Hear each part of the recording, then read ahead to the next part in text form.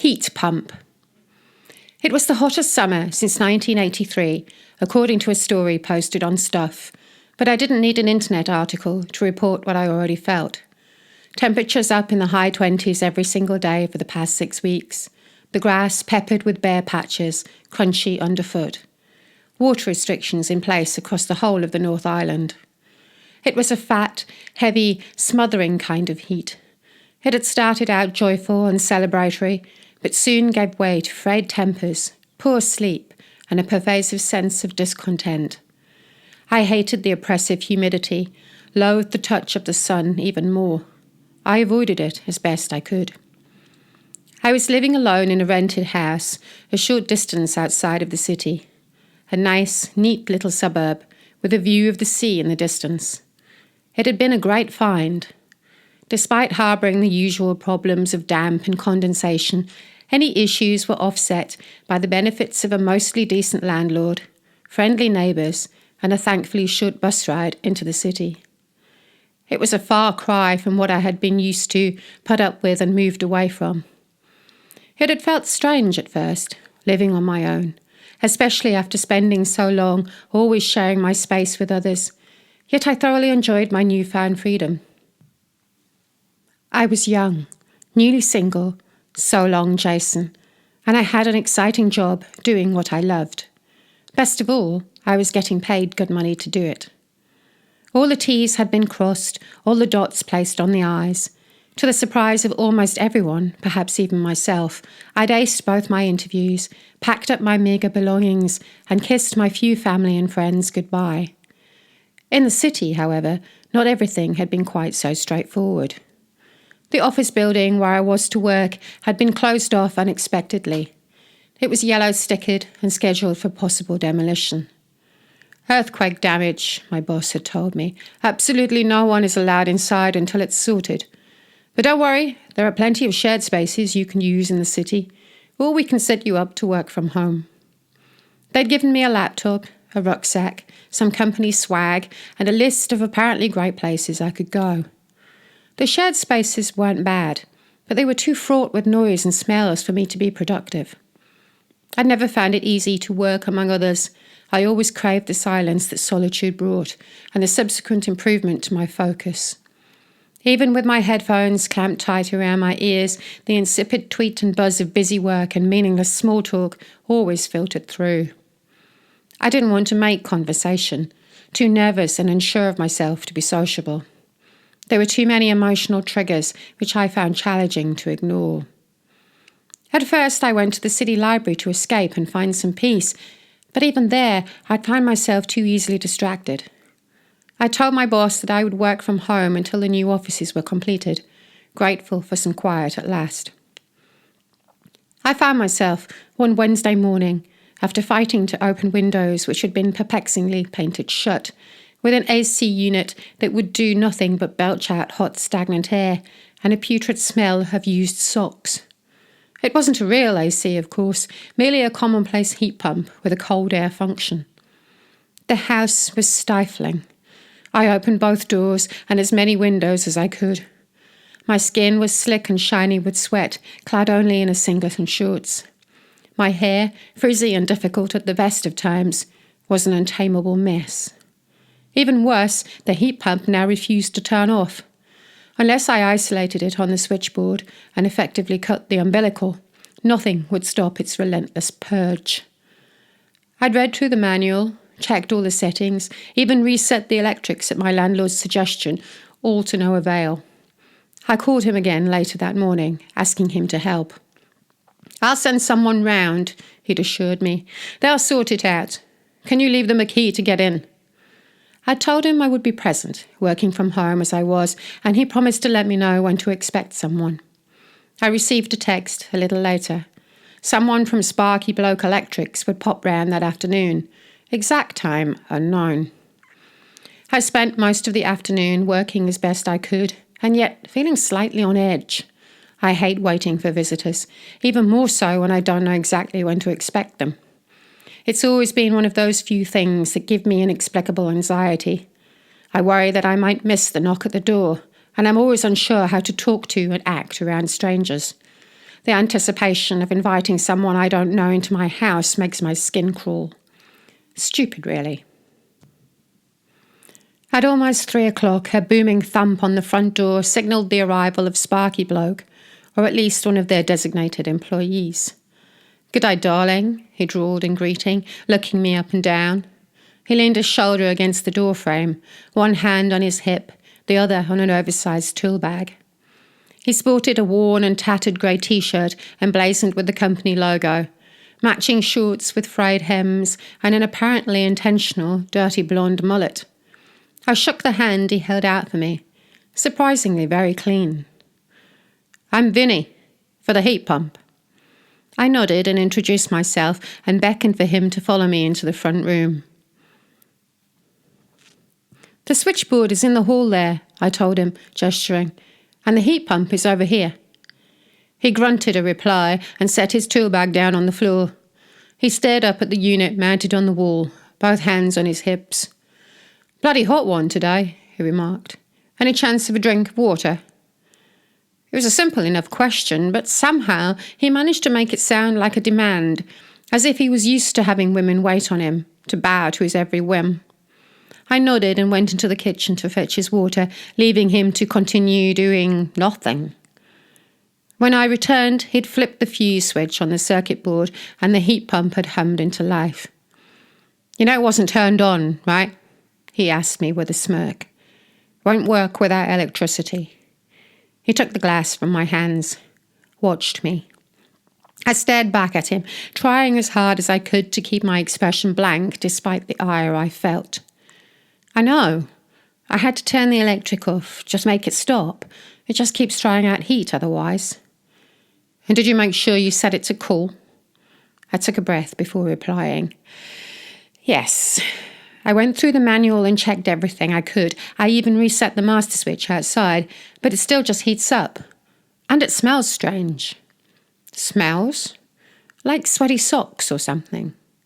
He sniffed and scratched the back of his neck, looked bored.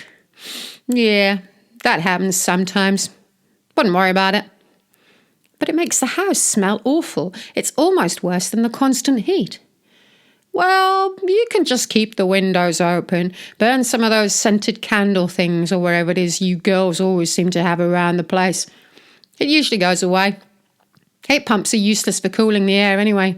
You might as well just leave it off." You girls. I was fighting the urge to pull him up on that, to question what he meant by it, but I knew this wasn't the time or the place. Better to go along with it, swallow the words that rose like bile in my throat. Words that had got me into so much trouble with men like him in the past. I wanted him to do the job and get out of my house as soon as possible. Still, I also wanted to say something, show him I wasn't merely a child he could brush off or belittle, that I was both competent and intelligent, likely even more so than him. I read on the internet that it can be a sign of decaying organic materials stuck inside the heat pump. Is that...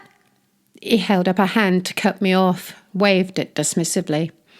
"Yeah, nah, that's hardly ever the case. UV light, regular sunlight, kills off most of that stuff. You just need to get right up there with the vacuum cleaner when you're doing the housework. Clear out the filter regularly." He turned his back on me then and took a long gulp of his water, draining almost half the glass in one go. I knew his type. Well versed in the kind of bloke he was. I'd be surrounded by hundreds of them in Hicksville. I expected them in the back and beyond, but I thought there would be less of them in the city. All he was missing was a flannel shirt and grubby snapback, a cigarette stub dangling from his dirt lip. People like him were one of the many reasons I had moved. That, and all the trouble with Jason. I had grown sick of the torch and pitchfork crowd, those who took one look at me and judged me in an instant. I'd craved freedom and the ability to be anonymous, lost among the throng of the city. I'd needed a change. In hindsight, I knew that I'd got more than I expected. I took another deep breath. "So, can you at least stop it from pumping out hot air right now? Or get it to turn off properly?" He sighed and scratched his neck again, I saw the thick vein on the side twitch and dance as his fingers moved. I felt my nostrils flare involuntarily. Well, I'm not strictly a heat pump guy, you know. I just do electrics. And clearly it's working, so... He shrugged. My landlord called your company. Surely he explained the problem. He sucked his teeth, screwed up his face. Well, yeah, sort of. I think he thought it was just a fuse or something. Thought you'd not been using it right. He turned and looked around the room, no doubt taking in the scarcity and lack of furniture. A few books and DVDs were piled on the floor. A sofa and chair had come with the house and had seen better days.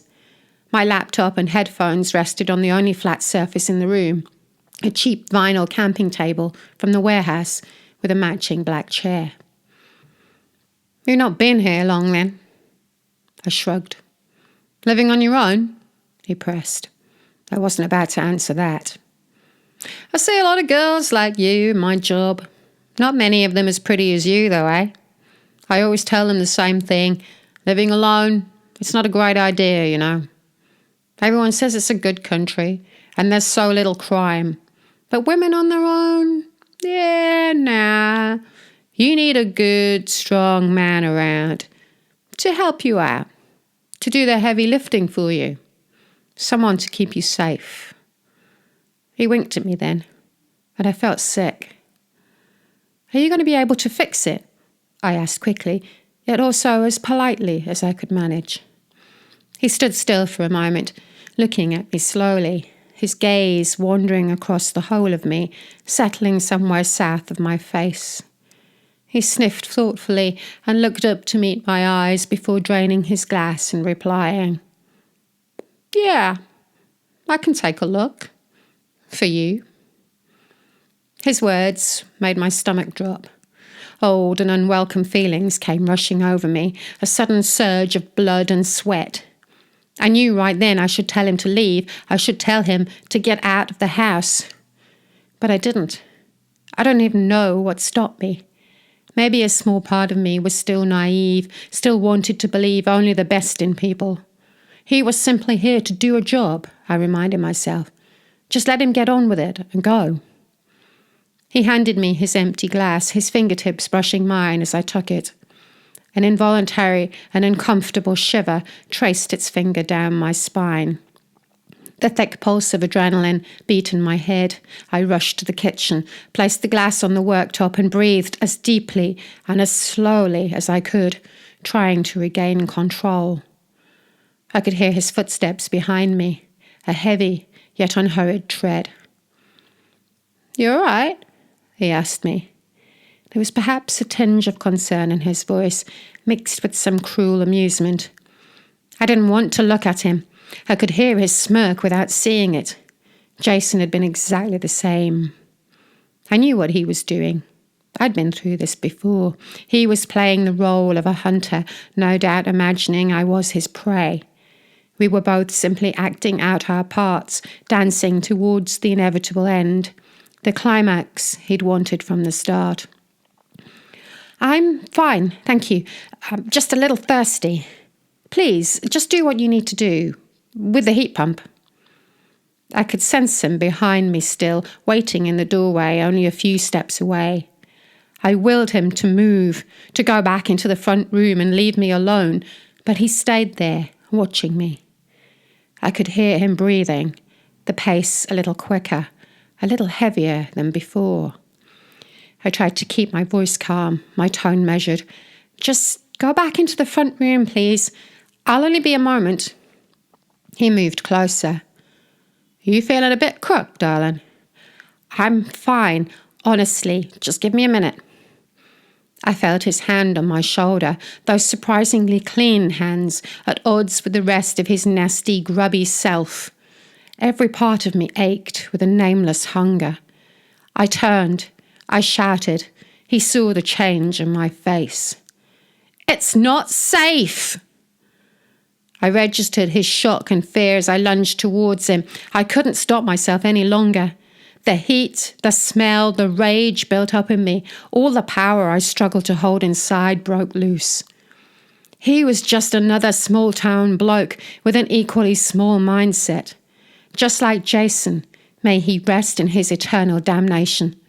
Spouting small-world ideas as if they were something bigger, as if he was someone important, assuming he could control me. These foolish men never seemed to realise that I was not as weak and powerless as they thought. My experiences had changed me in so many ways. Despite all my irrational anxieties, my self-doubt and insecurity, I also knew I held a great strength within me. All I had to do was let it free. I'd survived against the odds, doing whatever was demanded of me to do so, everything and anything it took. Those not like me only saw what they wanted to see. They never truly knew me or what I could do to them. I'd stayed in the shadows for so long, hidden in the small towns and truck stops, keeping out of the sun and the heat. Now it was time to taste the big city, to take a bite out of the bigger boys. He tasted hot and sweet, like musk and copper. I drank him swiftly, drained him like the glass of water he'd asked me for. He was right. It's not safe. A woman such as myself allowing a man into my house alone. Definitely not safe. Later on, I saw the flecks of blood and flesh I'd missed while cleaning up, nestled in the open flaps of the heat pump. Decaying organic materials. Yes, that would most certainly cause it to smell.